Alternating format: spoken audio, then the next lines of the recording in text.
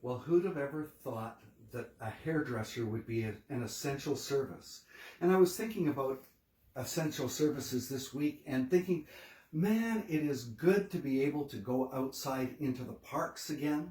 That led me thinking about going for a walk, which we've been able to do. And that led me to thinking about my old friend Paul. Now, Paul was a really talented guy. He could sing, he could write songs, he could play the piano, play the guitar, but there was something very distinctive about Paul. When he walked, you knew it was him in front of you, because he would kind of punch towards the ground as he walked. And I was thinking about Paul, and as I was thinking about Paul, that reminded me and led me to think of a walk that I took one day. I was in grade 11 at the time.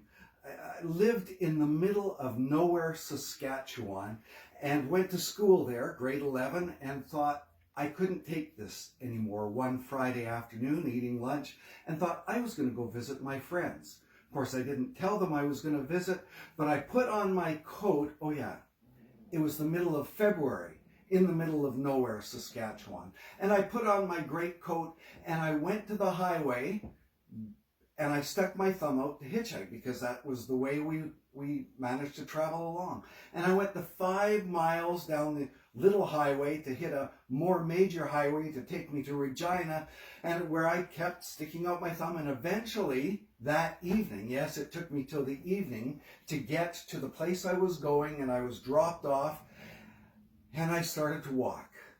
And I started to walk, and my friends didn't know I was coming. And so as I was walking along, huddled up, hood over my head, all cold and freezing, because it was the middle of February, and all of a sudden a car stopped beside me. The window rolled down and someone yelled out, "Frank, is that you?"